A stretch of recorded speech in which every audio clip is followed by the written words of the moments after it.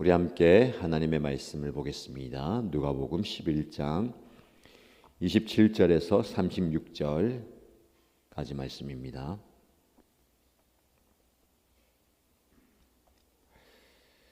오늘 저와 여러분 함께 묵상할 말씀은 누가복음 11장 27절에서 36절입니다. 같이 읽겠습니다. 예수께서 이 말씀을 하고 계실 때에 무리 가운데서 한 여자가 목소리를 높여 그에게 말하였다. 당신을 뵌 태와 당신을 먹인 젖은 참으로 복이 있습니다. 그러나 예수께서 이렇게 말씀하셨다. 오히려 하나님의 말씀을 듣고 지키는 사람이 복이 있다. 무리가 모여들 때에 예수께서 말씀하기 시작하셨다. 이 세대는 악한 세대다. 이 세대가 표징을 구하지만 이 세대는 요나의 표징밖에는 아무 표징도 받지 못할 것이다. 요나가 니느웨 사람들에게 표징이 된 것과 같이 인자 곧 나도 이 세대 사람들에게 그러할 것이다. 심판 때에 남방 여왕이 이 세대 사람들과 함께 일어나니 이 세대 사람들을 정죄할 것이다. 그 여왕은 솔로몬의 지혜를 들으려고 땅 끝에서부터 찾아왔기 때문이다. 그러나 보아라, 솔로몬보다 더 큰 이가 여기에 있다. 심판 때에 니느웨 사람들이 이 세대 사람들과 함께 일어나서 이 세대 사람들을 정죄할 것이다. 그들은 요나의 선포를 듣고 회개했기 때문이다. 그러나 보아라, 요나보다 더 큰 이가 여기에 있다. 아무도 등불을 켜서 음속에나 말 아래 놓지 않고 등경 위에 놓아두어서 들어오는 사람들이 그 빛을 보게 한다. 내 눈은 몸의 등불이다. 내 눈이 상하면 내 온 몸도 밝을 것이요 내 눈이 상하지 못하면 내 몸도 어두울 것이다. 그러므로 내 속에 있는 빛이 어둡지 않은지 살펴보아라. 내 온몸이 밝아서 어두운 부분이 하나도 없으면 마치 등불이 그 빛으로 너를 환하게 비출 때와 같이 내 몸은 온전히 밝을 것이다. 아멘. 오늘도 변함없는 하나님의 말씀의 은혜와 능력이 여러분 삶 가운데 충만하시기를 축복합니다. 예수님께서 계속해서 말씀을 선포하시죠. 하나님의 복음을 전하고 하나님 나라의 말씀을 전하십니다. 그 말씀에 권위가 있고 능력이 있죠. 오늘도 그 말씀을 전하시는데 한 여인이 무리 가운데 목소리를 높여서 예수를 향해서 복을 전합니다. 그 여인이 뭐라고 외칩니까? 당신을 뵌 태와 당신을 먹인 젖이 복이 있습니다. 칭찬이죠. 당신은 굉장히 귀한 존재입니다. 어떻게 이렇게 귀한 존재를 또 뵌 태와 또 낳아서 기르게 한 그 젖 어머니는 참으로 복이 있다.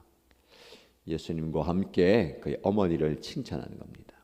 근데 예수님께서는 그 얘기를 듣고 이렇게 말씀하십니다.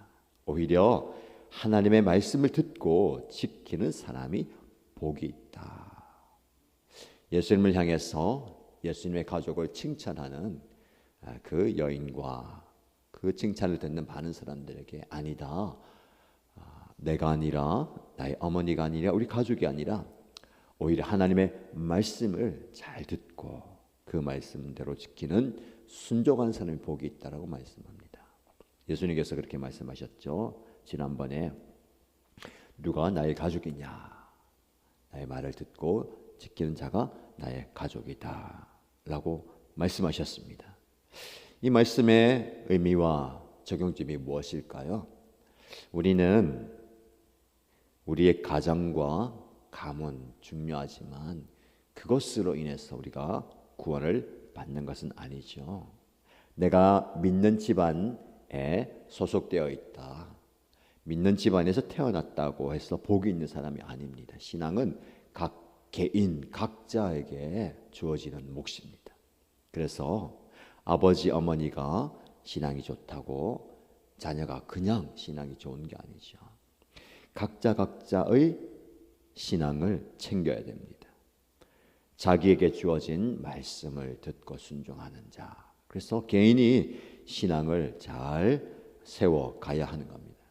그래서 가정에서, 교회에서 각 개인이 신앙을 잘 세워갈 수 있도록 도와줘야 되죠. 아버지의 하나님이, 어머니의 하나님이, 목사님의 하나님이 각각 자기 나의 하나님이 될 수 있도록 신앙의 모습을 세워가야 됩니다. 내가 직접 말씀을 듣고 순종해야 복이 있다라는 겁니다.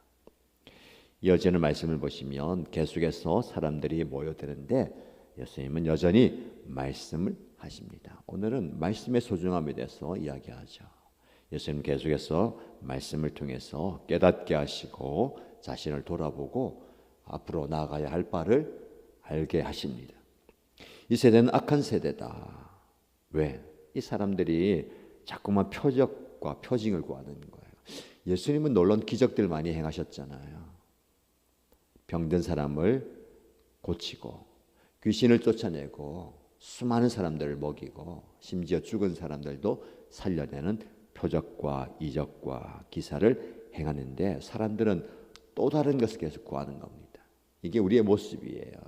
기적이 우리의 신앙과 믿음을 세워가지 못합니다. 왜냐하면 우리는 좀 더 자극적인 거, 더 극적인 것을 바라는 거예요.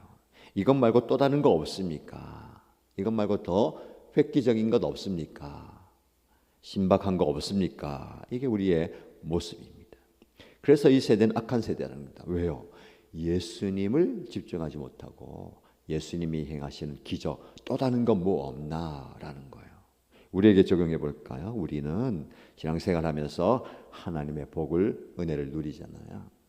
하나님께서 우리에게 복을 주시고 은혜를 베푸시고 기적을 행하시는 이유가 무엇일까요? 하나님께 집중하라는 겁니다. 그런데 우리의 시선은 하나님께 집중하는 게 아니라 하나님께서 행하시는 그 놀라운 일들이 무엇인가, 내 삶 가운데 하나님이 어떤 일을 행하시는가, 거기에 집중하는 거예요. 그래서 악한 세대라는 거죠. 그래서 예수님은 많은 세대가, 많은 사람들이 표징을 구하지만 나는 요나의 표징 외에는 아무것도 보여주지 않을 것이다. 너희가 요나의 표징 말고는 다른 걸 받지 못한다라고 얘기합니다. 요나의 표징이 무엇입니까? 요나가 물고기 뱃속에서 3일 동안 있다가 다시 살아나와서 니느웨에 회개의 복음을 외쳤습니다. 그 복음을 듣고 니느웨 사람들이 회개를 했거든요. 이것이 요나의 표징이에요. 요나가 물고기 뱃속에서 들어갔다 살아났다는 거, 우리 거기 관심을 많이 가집니다. 어떻게 살았을까? 무엇을 먹었을까? 어떻게 숨을 쉬었을까? 그것도 놀라운 기적이지만 그게 기적이 아니고요. 요나 자체가 표징입니다. 그러니까 하나님을 경험한 하나님의 사람이 표징이라는 거예요. 여러분도 마찬가지입니다. 여러분 내가 어떤 일을 겪느냐, 어떤 기적을 경험하느냐가 중요한 게 아니고 그 과정 속에서 하나님을 만나고 하나님의 손에 붙들린 나 스스로가 표적, 기적, 증거가 되어야 되는 거예요. 사람들이 여러분 나를 보면서 하나님 살아계시구나, 요나를 보면서 하나님 살아계시구나, 요나를 보면서 하나님 지금도 일하고 계시는구나 라고 깨닫는 것처럼 여러분을 보면서 하나님 살아계신 증거가 되어야 되는 것이죠. 예수님 뭐라고 말씀하시냐면 요나가 그런 표징이 된 것처럼 인자 곧 나도 이 세대 사람들에게 그러할 것이다, 나도 그러할 것이다 라고 말씀합니다.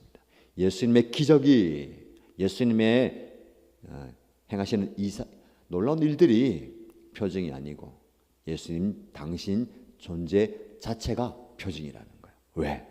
십자가에서 죽으셨다가 3일 만에 부활하시는 그 구원 사역을 이루시는 당신 존재가 표징이라는 겁니다. 나의 존재 자체가 표징 그 자체이다라고 말씀합니다. 우리가 예수님에게 집중해야 됩니다. 예수님이 행하시는 기적과 놀라운 일들에 관심과 시선을 빼앗기지 말고 예수님 자체만으로 우리가 그 존재 자체만으로도 표징으로 봐야 되는 거죠. 그래서 예수님이 솔로몬의 이야기를 들고 요나 이야기를 들면서 솔로몬보다 요나보다 더 큰 이가 여기 있다. 누구죠? 예수 그리스도를 말하는 겁니다. 그 예수를 통해서 회개하고 돌아오는 역사가 일어날 거라는 겁니다. 그래서 예수님은 당신의 십자가와 부활을 가장 중요한 표징으로 말씀하는 겁니다.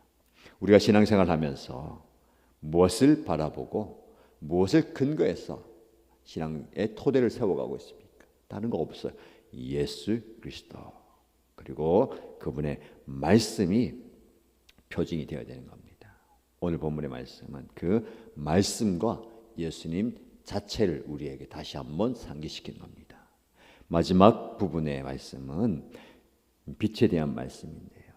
등불을 켜서 어두운 곳에 두거나 저 아래 두지 않고 모두를 다 밝히는 위에 둔다. 그 빛이 있어야 된다. 내 속에 있는 빛이 어둡지 않은지, 스스로 그 빛 가운데 거하고 있는지, 그리고 내 온몸이 밝아져서 어두운 부분이 하나도 없게 해서 환하게 비추는 빛으로 살아라고 얘기합니다. 그 빛의 사명을 이야기하면서 예수님께서 말씀을 하시죠. 오늘 이 말씀을 통해서 우리가 어디에 무엇에 집중해야 되는가, 신앙생활하면서 예수님 자체에 집중하시고 그 예수님께서 말씀하시는 말씀에 귀를 기울이고 순종하는 저와 여러분 되시길 축복합니다. 계속해서 우리가 매일 묵상하는 사순절 전로역정 묵상 오늘의 본문을 보면 크리스천이 드디어 해석자의 집에 도착합니다.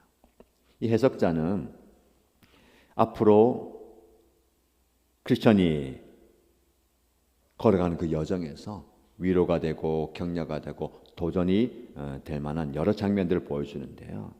그 중에 한 가지가 한 사람의 초상화의 모습입니다. 그 초상화의 모습을 이야기하면서 이분은 누구냐면 해산의 고통을 아시며 자녀들을 낳아 젖을 먹이고 기르시는 분입니다. 보시는 것처럼 이분의 눈은 하늘을 바라보고 있습니다. 말씀드렸죠. 우리의 시선과 우리의 관점이 어디를 보느냐가 중요합니다. 하늘을 본다는 것은 무엇을 말하는 거예요? 이 하늘을 지으시고 하늘에 계신 하나님께 내 시선을 고정하는 겁니다. 땅을 바라보는 것이 아니고요. 이 땅에 무엇이 있나, 무엇 좋은 거 있는가가 아니라 이 땅을 살아가지만 우리의 눈은 항상 하늘에 고정해야 됩니다.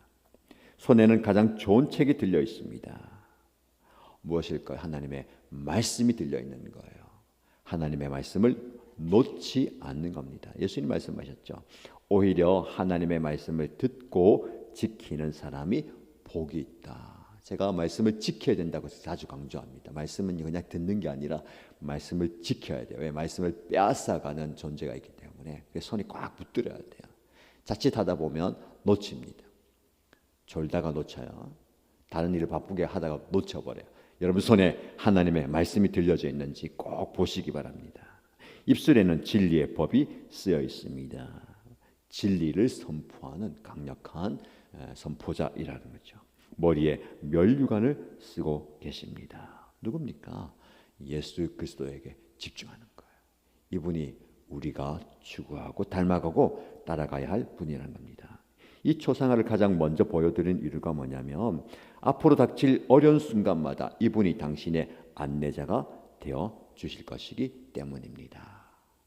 어떤 상황, 어떤 처지에 있든지 이분이 안내자가 되어준다는 거예요. 그 예수님께서는 성령으로 임하셔서 우리의 인도자가 되십니다. 지금도 우리를 가장 좋은 길로 인도하시는 성령 하나님께서 우리와 함께 하시죠.